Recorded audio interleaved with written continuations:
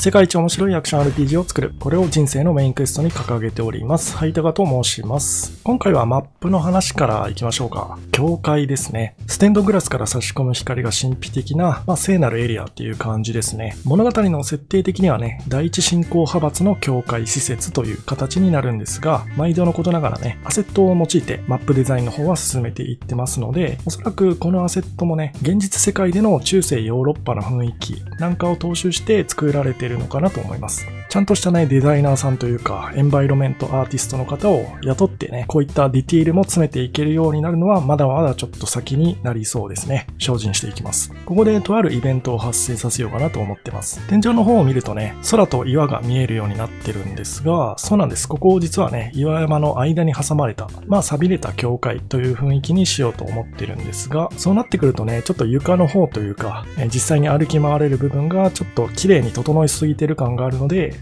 もうちょっとね、床あたりは荒らしてもいいのかなと思ってます。そして正面玄関方面からね、この教会を見るとこんな感じになっています。かなりね、中の印象とは違って地味な見た目になっているかと思います。で、これ近づいていって、この鉄格子からね、中を見ると、外観からは想像もできないぐらいね、神聖で荘厳な感じのする教会が見えて、プレイヤー的にはね、なんなんだこの建物ってなるような雰囲気に仕立て上げたいと思ってます。で、この鉄格子ね、実はいわゆるこちらからは開けないタイプのドアにしようと思ってます。なので、この時点では中の様子が伺えるだけという感じですね。またあと別の入り口からね、この教会内部に侵入することになるんですが、それはね、実際体験版プレイするときにお楽しみください。ストーリー的にもね、必ず通らないといけない場所になっているので、おそらくね、プレイ始めて20分、30分後ぐらいにはね、皆さんたどり着けるんじゃないかなと、予想しております。では、この教会の立地に関してなんですけど、俯瞰してみるとね、こんな感じになってます。最近めっきりね、動画に登場していなかったんですが、韓流の貼り付け、めちゃくちゃでかいランドマークですね、があちらの方に見えてます。つまり位置的にはね、この教会のあるエリアは、スタート地点寄りというか、最序盤のエリアという形になってるんですね。以前話していたテストプレイ会でね、チュートリアルをもっと丁寧にね、じっくりやった方がいいんじゃないかというお話がありましたので、それ専用にね、ゲームが始まってすぐに攻略すべきエリア、チュートリアルが行われるエリアという名目で、この教会付近一帯を数週間前からね、作っていたという形になります。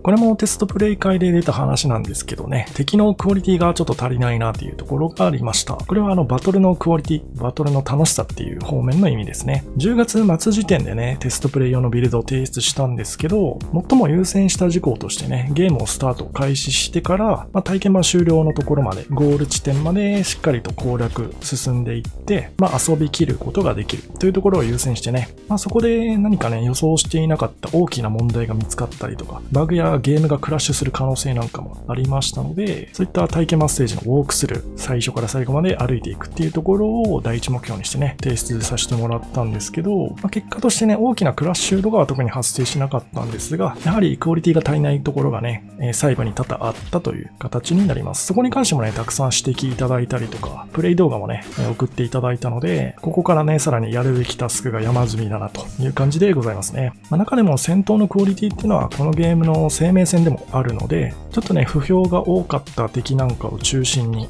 パワーアップをさせていってます。パワーアップっていうのは強くするっていう意味じゃなくてね、理不尽な部分なくしたりとか、戦闘を面白くするためのパワーアップという感じですね。特にこの両手剣の敵に関してはね、かなり指摘が多かったところなんですが、結構ね、かなりリニューアルされてます。次回のテストプレイまでにね、全ての敵をリニューアルしつつ、さらにね、敵の数まだまだ足りてないところもあるので、新規の敵も追加しつつね、戦闘方面とマップ探索方面、両方ゴリゴリと進めていきたいと思います。